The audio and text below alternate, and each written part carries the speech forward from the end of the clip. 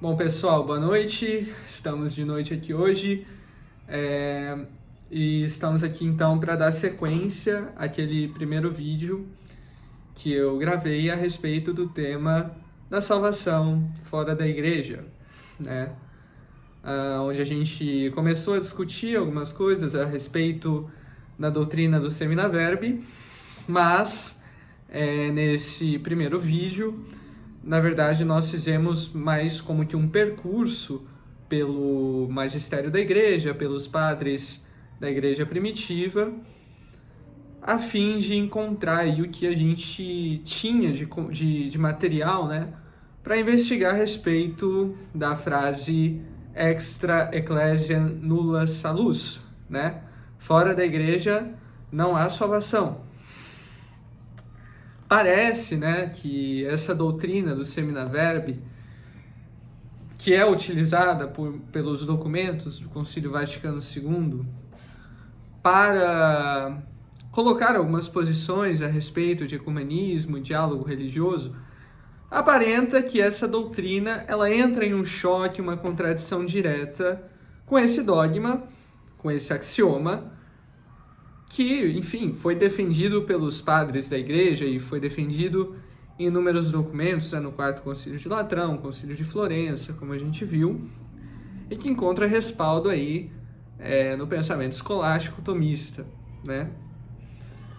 Bom, mas aparente, porque como eu me propus a discutir nesse texto, essa contradição, ela não necessariamente existe, mas depende de interpretações.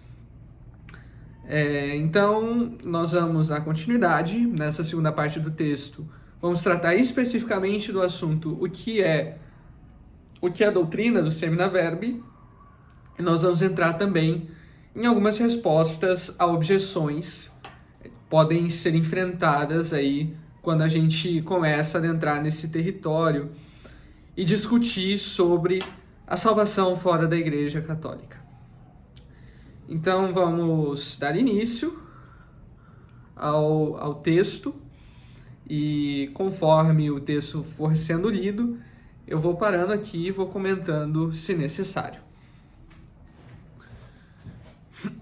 Nós terminamos então com o seguinte questionamento. Posto isso, como se concilia a implicação teleológica de que a Igreja ela é o único meio proporcionado possível, né, para que se alcance esse fim sobrenatural da salvação e da visão beatífica? Como se concilia então essa implicação teleológica com a ideia da semente do Verbo estabelecida por São Justino?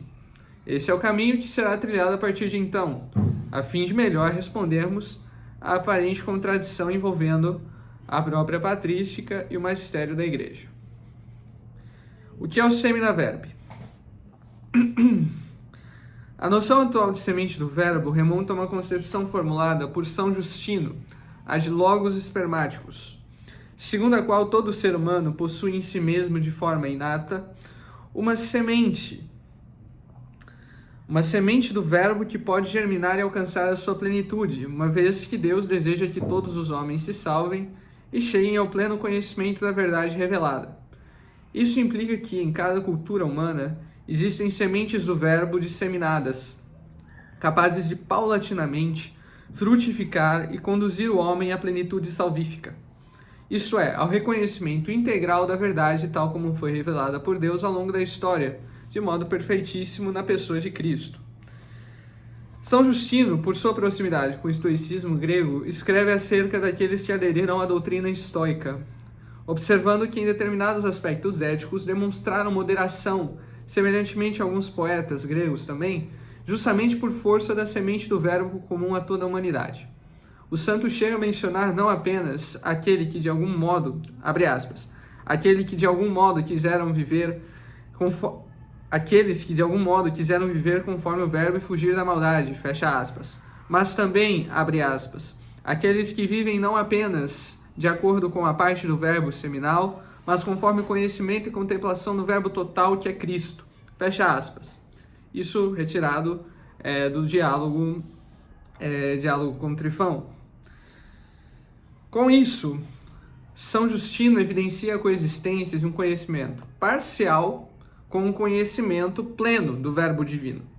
Com efeito, afirma o mesmo santo que a nossa religião, com isto, ele mesmo quer dizer a Igreja Católica, é a detentora da totalidade desse conhecimento, mais sublime do que todo o ensinamento humano, entre aspas, por possuir o verbo inteiro.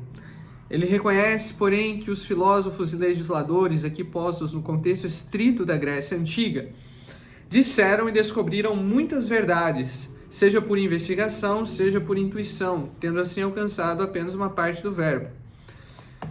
A evidente contradição entre esses, no entanto, demonstra justamente a impossibilidade de se chegar por essas vias ao conhecimento do verbo inteiro, que não pela própria Igreja de Cristo.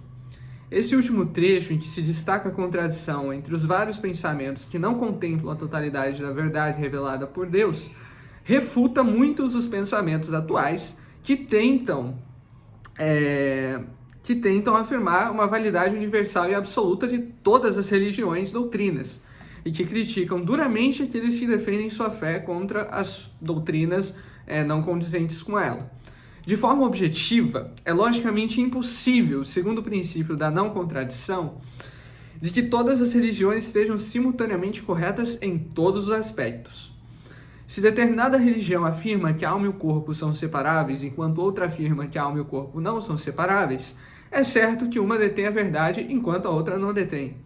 E isso por si só é suficiente para alegar que há religiões que não detêm a totalidade da verdade, abordando verdade aqui estritamente enquanto contexto transcendental, a adequação entre o intelecto e a coisa, não necessariamente verdade no sentido do verbo eterno de Deus.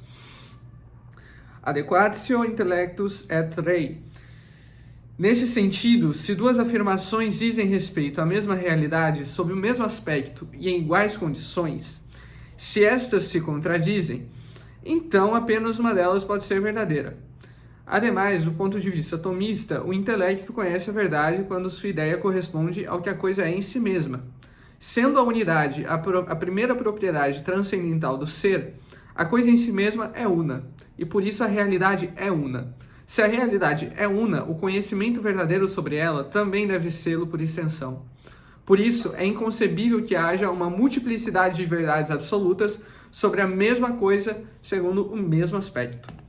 Abre aspas, em geral, tudo que os filósofos e poetas disseram sobre a imortalidade da alma e da contemplação das coisas celestes aproveitaram-se dos profetas, não só para poder entender, mas também para expressar isso. Daí que parece haver em todos algo como germes de verdade. Todavia, demonstra-se que não o entenderam exatamente, pelo fato de que se contradizem uns aos outros. Fecha aspas, retirado de São Justino no diálogo com Trifão. Sucede-se que o pleno conhecimento da realidade, no que diz respeito às questões últimas da existência, da alma, de Deus, da salvação, ele não pode ser múltiplo e nem contraditório essencialmente. É exatamente essa acepção lógica e filosófica que São Justino expressa nas curtas palavras ao dizer que partes da verdade podem ser encontradas em outras doutrinas. No entanto, a contradição entre elas demonstra que não podem possuir a totalidade dessa verdade, a não ser que as contradições sejam resolvidas. Não só isso, como também a parcialidade da verdade demonstrada em outras religiões reforça e aponta para a necessidade de uma fonte que expresse toda a plenitude dela. É, porém, plenamente plausível, e é o que se expressa nas palavras de São Justino, que se afirme um certo grau de verdade nas diversas doutrinas e religiões espalhadas pelo mundo. Por exemplo, um cristão de denominação protestante está muito mais próximo da totalidade da verdade em relação a um espírita, por exemplo. E um espírita está muito mais próximo da totalidade da verdade em relação a um ateu, no sentido de que cada um destes confessa partes da verdade revelada por Deus e seu Filho, o próprio Verbo encarnado. Cristo é a totalidade da verdade, em razão de ser a segunda pessoa da Trindade, gerado pelo Pai antes de todos os séculos, como sua imagem perfeitíssima, expressando perfeitamente em tudo a essência divina tal como ela é, ipse esse subsistens. Não abordarei a fundo a questão da processão intelectiva pela qual o Filho é eternamente gerado pelo Pai, uma vez que meus textos anteriores já tratam dessa questão e essa questão já foi amplamente exaurida. Pode-se consultar esses dois textos para aprofundar-se no tema, a mentalidade diabólica dos espíritos seculares ou a exortação a respeito do dom de línguas. Mas, no geral, o que a gente afirma aqui é que, bom, o Filho, ele é o verbo eterno de Deus. E esse verbo, ele é gerado do Pai antes de todos os séculos, como professa o Credo. E ele é gerado por aquilo que Santo Tomás chama de processão intelectiva. Ou seja, Deus, ele é intelecção, ele é intelecto. E quando Deus pensa, ele pensa de maneira perfeita e ele conhece todas as coisas perfeitamente. E ele tem uma ideia que é perfeitíssima a respeito de si mesmo, pelo qual tudo conhece. Essa ideia perfeitíssima é o Verbo, é a segunda pessoa da Trindade. Então, resumidamente, é isso que está sendo colocado aqui, né? E Cristo, então, ele não só reúne a totalidade da verdade, mas ele é a própria verdade. Porque sendo o verbo, ou seja, a ideia que o Pai gera objetivamente e perfeitamente na eternidade a respeito de si, por consequência, a respeito de todas as coisas que existem, então existe uma correspondência direta entre aquilo que o Pai pensa e intelige, o que é a intelecção divina, e o que as coisas são em si mesmas, uma identificação que não se confunde, não se distingue, uma coisa é uma coisa só. Por isso, o verbo é a própria verdade, a ideia de Deus. Indo adiante, pois, essa ideia da parcialidade da verdade é a mesma comentada por Bento XVI na audiência geral realizada em 25 de março, remetendo ao mesmo pensamento de São Justino. Cada homem pode colher os indícios de verdade, ao passo em que o cristianismo é uma manifestação histórica e pessoal do verbo na sua totalidade. Uma outra ideia que surge em São Justino, anterior até mesmo à parcialidade e totalidade do logos, e logos aqui, termo intercambiável para verbo, é a ideia de que tais sementes estão incutidas em todo o ser humano, de tal modo que todos contam como ideia dos mandamentos de Cristo, o Logos de Deus, podendo proceder de acordo com os preceitos cristãos, que se resumem, no pensamento de São Justino, a submissão das potências todas ao uso da razão. Aqui eu uso a palavra potências, né, no sentido tomista.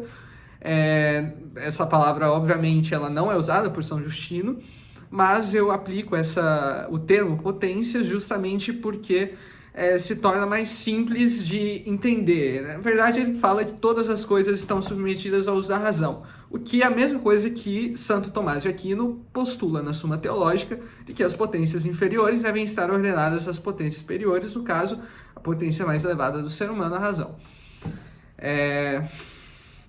Então, deixa eu ver aqui onde eu parei. Então é isso, é a ideia de que tais sementes estão incutidas no ser humano para que ele possa proceder de acordo com os preceitos cristãos, se resume a submissão das potências todas ao uso da razão. Havendo, pois, os cristãos que não conhecem a Cristo, mas que agem eticamente bem, isto é, segundo a reta razão. A semente do verbo, ao final, é uma contemplação parcial da verdade, a qual permite que se tenha uma noção incompleta de como se viver retamente, segundo a reta razão, ou seja, subordinando todas as potências da alma a esta. Sendo todo ser humano de natureza racional, em todo ser humano essa semente está presente como princípio de todas as boas e retas ações, por um ajuste das faculdades intelectuais ao logos divino, que resulta em ações frutuosas. A semente do verbo possui não apenas um caráter epistemológico, de encontro com a verdade a respeito do real, como também um caráter prático, no que tange às boas ações e ações virtuosas. Assim mesmo, as outras doutrinas e culturas, aqueles que vivem conforme os ideais cristãos, eles só vivem em detrimento do Logos, fonte de toda bondade, virtude, beleza e cuja semente é inata à natureza humana. Exatamente o que está escrito aqui abaixo. Abre aspas. Alguns, sem motivo para rejeitar o nosso ensinamento, poderiam nos objetar que, ao dizermos que Cristo nasceu somente há 150 anos sob Quirino e ensinou sua doutrina mais tarde, no tempo de Pôncio Pilatos, os homens que o precederam não têm nenhuma responsabilidade. Tratemos de resolver essa dificuldade. Nós recebemos o ensinamento de que Cristo é o primogênito de Deus e indicamos antes que ele é o Verbo, do qual todo o gênero humano participou. Portanto, aqueles que viveram conforme o verbo são cristãos quando foram considerados ateus. como sucedeu entre os gregos, com Sócrates, Heráclito e outros semelhantes. De modo que também os que viveram sem razão se tornaram inúteis e inimigos de Cristo, e assassinos daqueles que vivem com razão. Mas os que viveram e continuam vivendo de acordo com ela são cristãos, e não experimentam medo ou perturbação.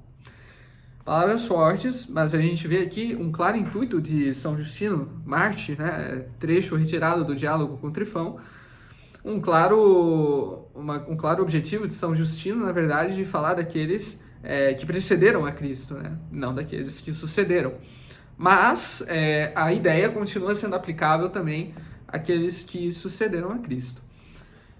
Bom, continuando, é inegável, porém, que se a primeira ideia da distinção entre uma verdade ou um logos parcial e outro total apontava para a necessidade de uma verdade em plenitude que se manifesta verdadeiramente na Igreja de Cristo, esta segunda ideia, de uma semente inata a todo ser humano que se coloca como raiz de todas as ações boas e virtuosas, não deixa de afirmar a centralidade do mérito de Cristo como necessário para a salvação. Colocando em termos escolásticos, São Justino está referindo-se não a uma centelha divina presente no ser humano, mas à razão natural, e neste sentido, a lei natural. E essa distinção é essencial para compreendermos a natureza do conceito, uma vez que o problema começa precisamente aqui. Não é o meu propósito rebater a ideia da centelha divina, inoculada pelo pensamento modernista, em uma suposta ideia de tripartição da alma em corpo, alma e espírito, altamente contraditória com o entendimento tradicional de Santo Tomás a esse respeito e que parte de uma visão equivocada da primeira epístola aos Tessalonicenses. Para destrinchar melhor esse tema, eu vou escrever um texto exclusivamente voltado a investigar o surgimento dos germes desta ideia no pensamento de de Lubac e Rahner. Por ora, fiquemos com o fato de que a semente do verbo ela não se refere definitivamente a uma presença divina na alma comum e universal a todo ser humano, que inspira caridade. Atesta-nos para isso a definição de Santo Tomás sobre a lei natural, e aqui nós vemos grande similaridade sobre o que Santo Tomás define como lei natural e tudo aquilo que a gente viu que São Justino define como semina verbi. Abre aspas, ora, todas as coisas sujeitas à divina providência são reguladas e medidas pela lei eterna, como do sobredito resulta, artigo 1, por onde é manifesto que todas participam de certo modo da lei eterna, enquanto que por estarem impregnadas dela se inclinam para os próprios atos e fins. Ora, entre todas as criaturas, a racional está sujeita à divina providência de modo mais excelente, por participar ela própria da providência, provendo a si mesma e as demais. Portanto, participa da razão eterna, de onde tira a sua inclinação natural para o ato e o fim devidos. E esta participação da lei eterna, pela qual a criatura racional se dá o nome de lei natural. Por onde é claro que a lei natural não é nada mais do que a participação da lei eterna pela criatura racional. Fecha aspas, comentário da Suma Teológica. Aqui eu esqueci de fazer a marcação da parte, eu deixo nos comentários, mas acredito que seja a primeira da segunda, questão 91, artigo 2. Ao interpretarmos à luz da escolástica, fica entendida em São Justino não uma ideia de semente no sentido de fagulha, da divindade que subsiste por si em cada ser humano, mas com uma participação racional no Logos, o Verbo eterno, que fundamenta tanto a ordem moral quanto o conhecimento verdadeiro. Isso se prova pela equivalência que se dá entre o que Santo Tomás descreve como sendo a lei natural e aquilo que São Justino escreveu como sendo a semente do Verbo, numa linguagem ainda bastante influenciada pelo estoicismo grego. A lei natural está inscrita no coração do homem e, sendo acessível à razão, é o que orienta ao bem, na medida em que a razão humana participa da razão divina. Tal distinção é fundamental para se prevenir dos erros cometidos pelas correntes panteístas e naturalistas, que compreendem Deus como parte constitutiva do homem, em última instância de sua alma, e não como um ser absoluto que atua diretamente através do influxo causal de seu ato criador, ex nihilo, sobre o et ut actus essendi, o ato primeiro, radical e atualizador da criatura, que fundamenta toda a existência. Aquilo que atualiza a essência e a torna realmente existente. Não se trata, pois, de uma centelha divina, comum a todo homem, como se propõe em alguns desses pensamentos, apontando para uma natureza sobrenatural, pela qual se pressupõe uma inserção universal de um ser humano na esfera da graça, sem que se dependa dos sacramentos para isso. Isso é falso. Desse mesmo modo, a participação racional no Logos divino, ela conduz naturalmente a Cristo, sim, que é fonte de todo bem e de toda verdade, mas uma participação parcial, sujeita ao erro e à contradição, por isso frágil e insegura. O que se aborda mais precisamente, no entanto, é se há ou não justificação fora da Igreja de Cristo. E para esses fins, muitos utilizam-se da doutrina da semente do Verbo para alegar uma universalidade salvífica das religiões, bastando-se a prática das boas obras orientadas a, digamos, de uma caridade. Uma vez que a graça sobrenatural já está infundida naturalmente em todo ser humano, pela centelha divina. Então, não há problema nenhum em dizer que existe, de fato, a virtude teologal da caridade, né? Se a graça sobrenatural já subsiste por natureza, né? Meio contraditório o sobrenatural existir naturalmente. Mas é o que se diz, não há problema algum em afirmar, então, que a salvação, de fato, ela é universal e resumida às boas obras orientadas por esta caridade, então. O problema, certamente, é que o pensamento da centelha divina revela-se, em última instância, fundamentado no erro, a confusão entre ordem natural e ordem sobrenatural. O nivelamento de todas as coisas à ordem sobrenatural, ele pode parecer intuitivo, uma vez que conceber o ser humano enclausurado apenas à ordem natural, a qual podemos definir como conhecimento de Deus pela via da razão natural, e pela consecutiva orientação e inclinação da verdade ao bem segundo esse mesmo conhecimento, parece no início um mero exercício abstrato da coisa. Afinal, o ser humano, ele sempre esteve, né, orientado ao sobrenatural pela ação da graça. Mas pela ação da graça, não da natureza. Entretanto, revela-se problemático quando não distinguimos entre aquilo que é próprio da ordem natural e que é próprio da ordem sobrenatural. Essa mesma confusão foi condenada por São Pio X na encíclica Pascendi Dominici Gregis, como sendo um dos muitos erros que compõem a heresia modernista. O erro ignora a noção fundamental da potência obediencial, segundo a qual a criatura submete-se à ação sobrelevante de Deus, não destruindo a ordem da natureza, mas aperfeiçoando-a em tudo aquilo que é por si possível. Ou seja, que não contradiz a sua natureza, isto é possível, nos termos de Santo Tomás. A título de exemplo, um animal sem razão ele não pode receber nenhuma qualidade de ordem espiritual, pois isso alteraria a sua natureza. Já o homem ele pode receber participação na natureza divina, sem que isso suprima a sua natureza, pois a sua natureza é espiritual. Com essas palavras, São Pio X condena o erro, abre aspas. Já não se trata aqui do velho erro que a natureza humana atribuía um quase direito à ordem sobrenatural. Nada pode vir mais a propósito para dar cabo de toda a ordem sobrenatural. Por isso, com suma razão, o Concílio Vaticano I definiu: se alguém disser que o homem não pode ser, por Deus elevado ao conhecimento e perfeição que supere as forças da natureza, mas por si mesmo pode e deve, com incessante progresso, chegar finalmente a possuir toda a verdade e todo o bem, seja anátema. São Pio X da Pascendi Dominici Gregis. É equívoco afirmar que o ser humano demanda por si só a ordenação sobrenatural, seja a partir da ausência de uma compreensão total a respeito do conceito de participação e de analogia, na obra de Santo Tomás, supondo a existência de uma univocidade, ou seja, a partir de uma falsa compreensão soteriológica e, inclusive, ontológica. Dessa segundo, é também equívoco, inclusive, afirmar que Cristo, ao encarnar-se, uniu todos os homens à divindade, como se a encarnação ou também o sacrifício, em outras interpretações, já bastassem para derramar a graça santificante sobre toda a humanidade sem que houvesse a necessidade da mediação dos sacramentos. A isso, o doutor Angélico responde, abrindo aspas, como dissemos, para conseguirmos o efeito da paixão é necessário com ela nos assemelharmos. Ora, com ela nos assemelhamos o batismo, sacramentalmente, segundo aquilo do apóstolo. Fomos sepultados com ele para morrer ao pecado pelo batismo. Por isso, aos batizados não lhes impõe nenhuma pena satisfatória por estarem totalmente liberados pela satisfação de Cristo. Suma Teológica, terceira parte, questão 49, artigo 3. O mesmo também rejeita a ideia de que a união união hipostática, tenha se dado no âmbito da natureza, de modo que se aplicasse a toda a humanidade esta união. disse em resposta a isso que a ascensão da natureza se deu na pessoa de Cristo. Abrindo aspas, o Verbo de Deus não assumiu a natureza humana em universal, mas na sua indivisibilidade, isto é, no indivíduo, como diz Damasceno. Do contrário, a qualquer homem necessariamente conviria ser o Verbo de Deus, como convém a Cristo.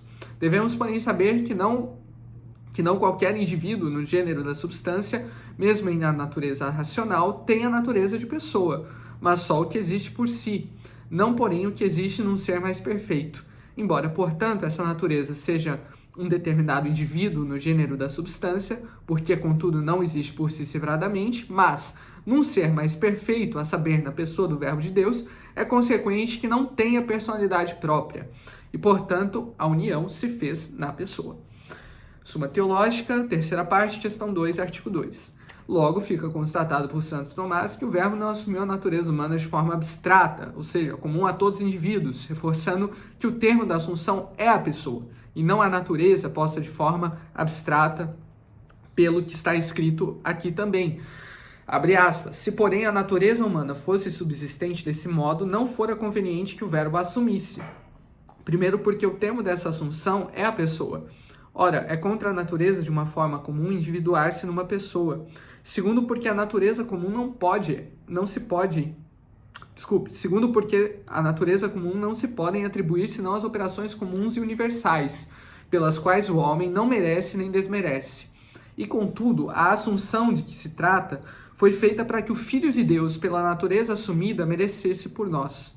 Terceiro, porque a natureza assim existente não é sensível, mas inteligível. Ora, o Filho de Deus assumiu a natureza humana para que por meio dela se manifestasse visivelmente aos homens, segundo a Escritura. Depois disso, foi ele visto na terra e conversou com os homens. Suma Teológica, parte 3, questão 4, artigo 4. A noção de que o Verbo de Deus, encarnando-se em um homem real, em um indivíduo que existiu historicamente, estaria unindo-se, na verdade, a todo o gênero humano, em detrimento estrito da própria natureza humana, é falsa. Além de ficar evidente que, abre aspas, o termo dessa assunção é a pessoa, e que, abre aspas, a natureza comum não se podem atribuir as operações comuns e universais pelas quais o homem não merece nem desmerece, aderir ao pensamento contrário e universalista da encarnação leva-nos a uma distorção da própria Igreja, que se chama corpo místico de Cristo, formado por aqueles batizados. No lugar disso, a Igreja passa a ter uma correspondência direta, sic et simpliciter, com a humanidade em sua totalidade. Contra isso, o magistério afirma: como membros da Igreja, constam-se realmente só aqueles que receberam o lavacro da regeneração e professam a verdadeira fé, nem se separaram voluntariamente do organismo do corpo ou não foram dele cortados pela legítima autoridade em razão de culpas gravíssimas. Citando aqui, todos nós, diz o apóstolo, fomos batizados num só espírito para formar um só corpo. Judeus ou gentios, escravos ou livres. 1 Coríntios 12, 13. Portanto, na verdadeira sociedade dos fiéis, há um só corpo, um só espírito, um só Senhor, um só batismo. Assim não pode haver senão uma só fé. Conferir Efésios 4, capítulo 5, fechando aspas, é uma citação de Pio XII na Missite Corporis Christi.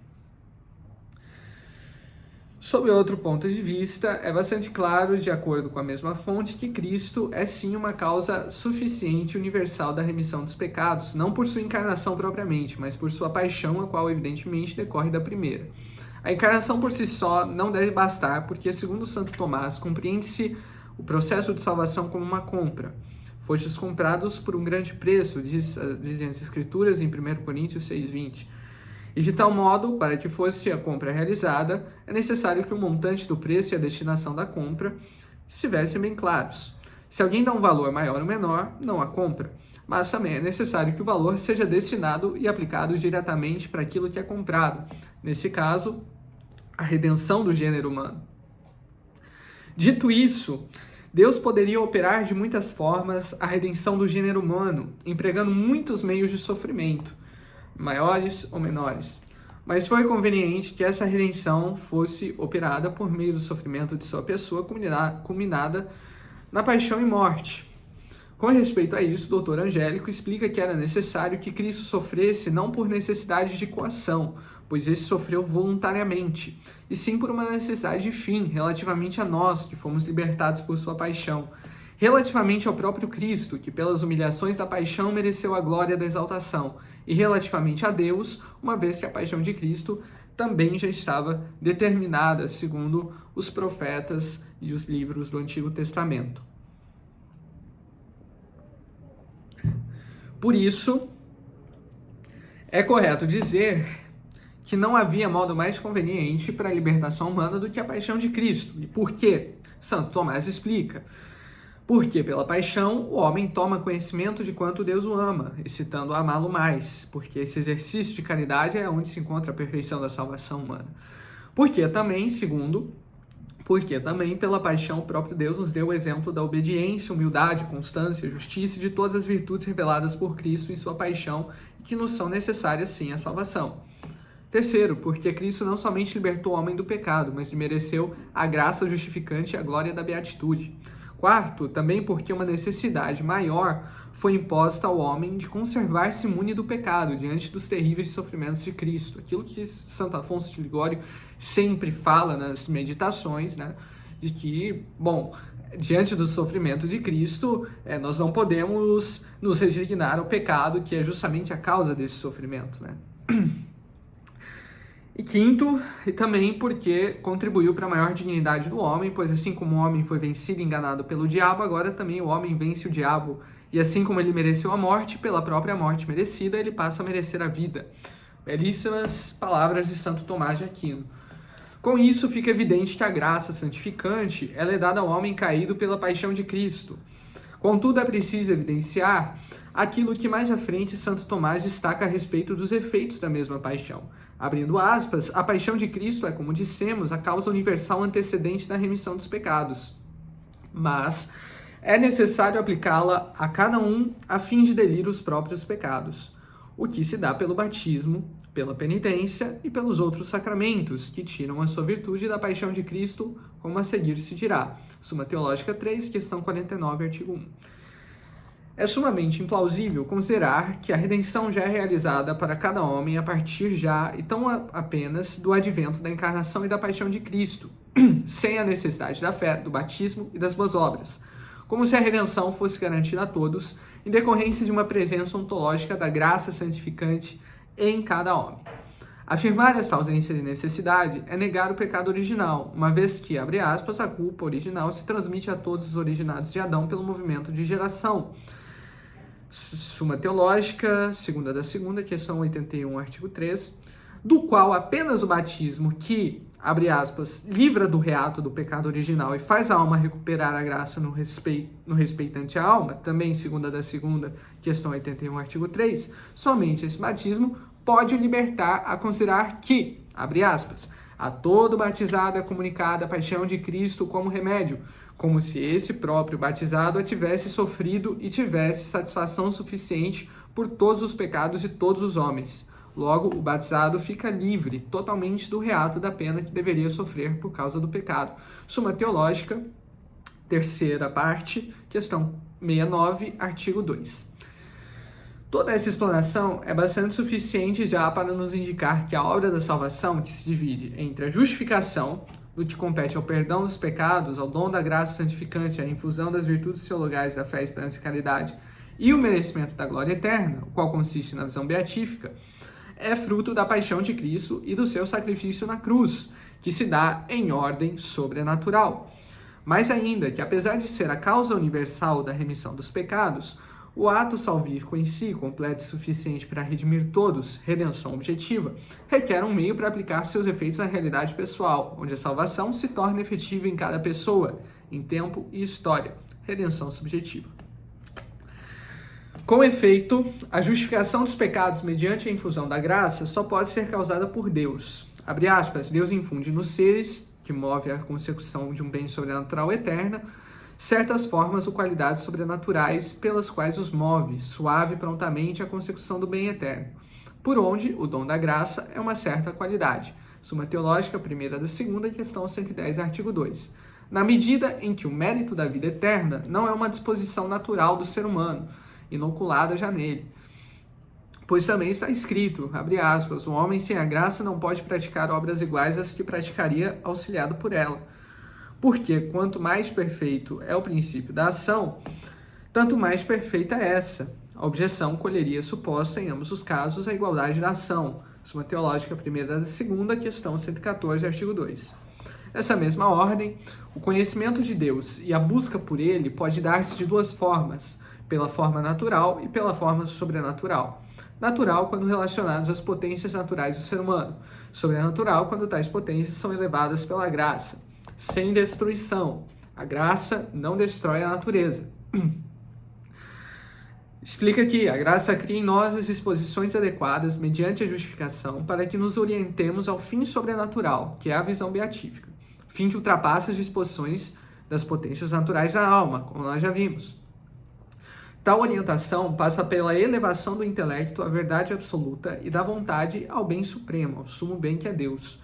A busca pela verdade absoluta e pelo bem supremo também pode ser entendida sob esses dois modos. No modo segundo ordem natural, o ser humano ele é capaz de direcionar suas potências intelectivas, razão e vontade, para buscar a inteligência e vontade, para buscar a verdade e tender ao bem. A inteligência busca a verdade e a vontade tende ao bem.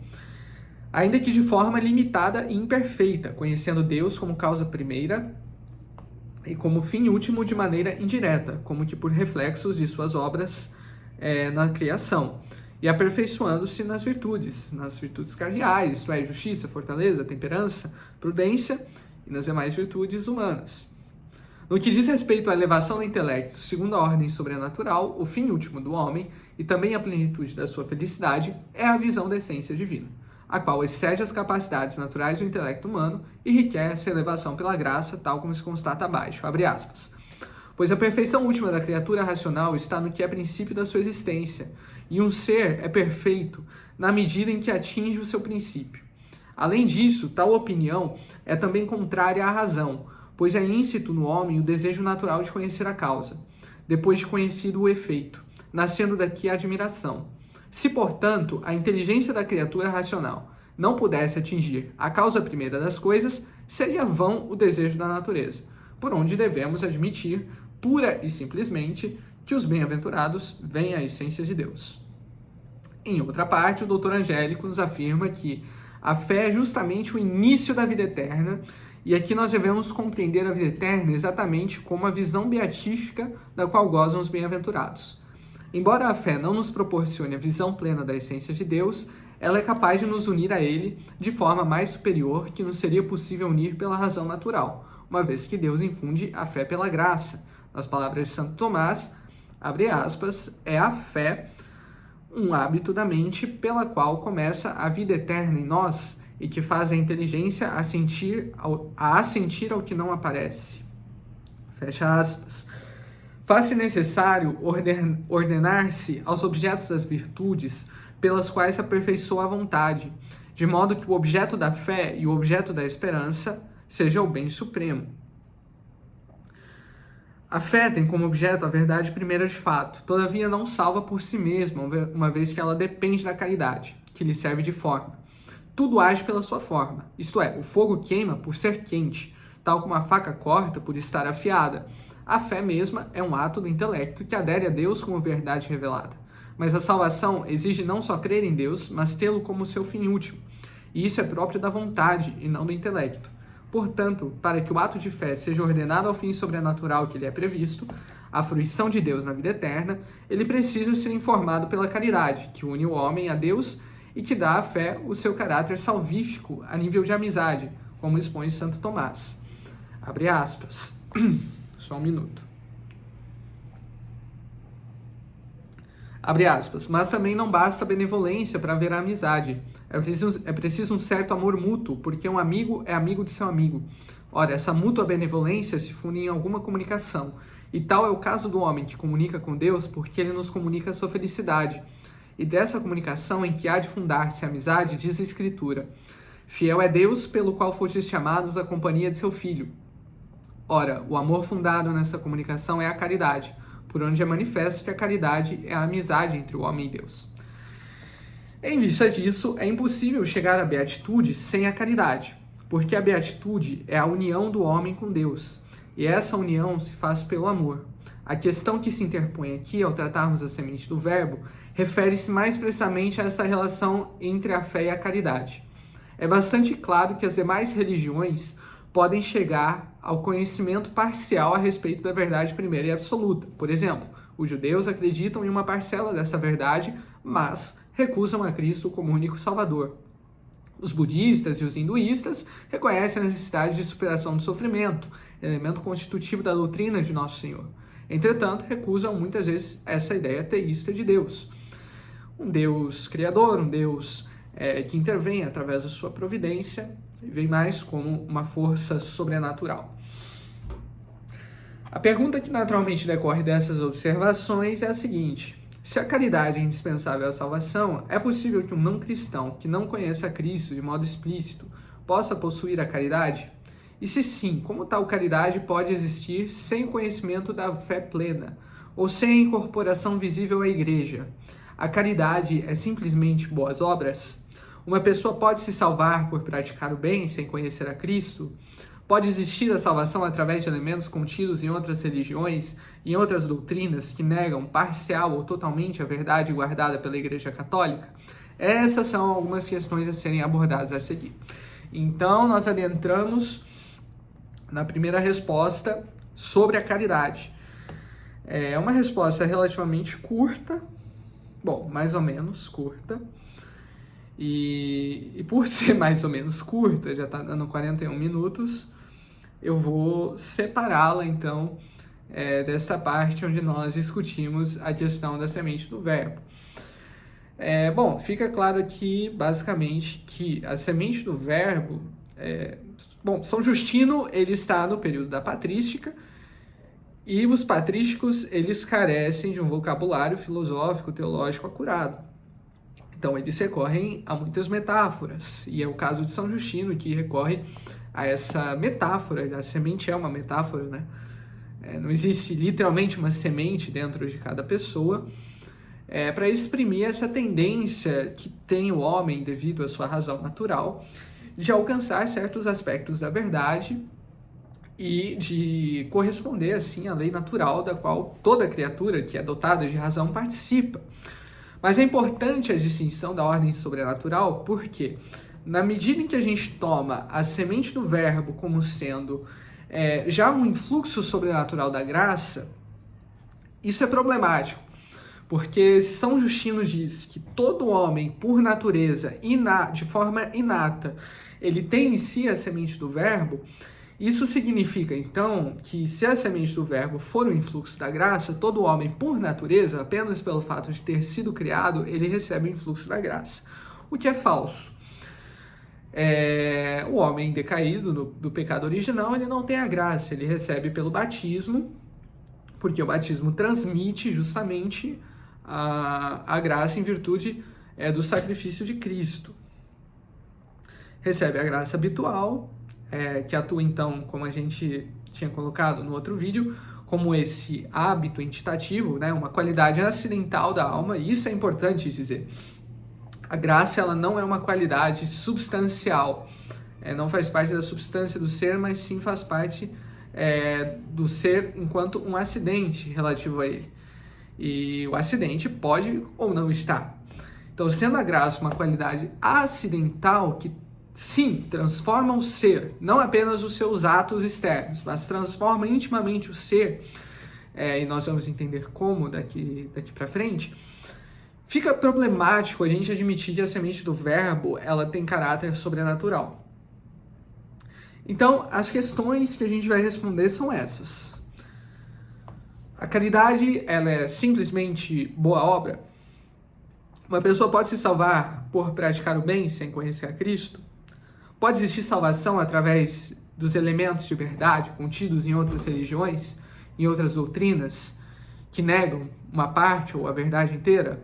E aqui nós chamaríamos esses elementos de sementes do verbo, semina verbi. No próximo vídeo, então, nós vamos tratar especificamente desses questionamentos. Primeiro, na primeira resposta, que é o próximo, sobre a caridade. Na segunda resposta, sobre as boas obras. E a terceira resposta, eu vou tratar especificamente de analisar os documentos conciliares e pontuar aquilo que é uma interpretação correta e aquilo que é uma interpretação heterodoxa no que diz respeito à doutrina, à tradição, ao magistério, às escrituras. Então é isso. Uma boa noite a todos. Que a Virgem Maria interceda pela vida de cada um.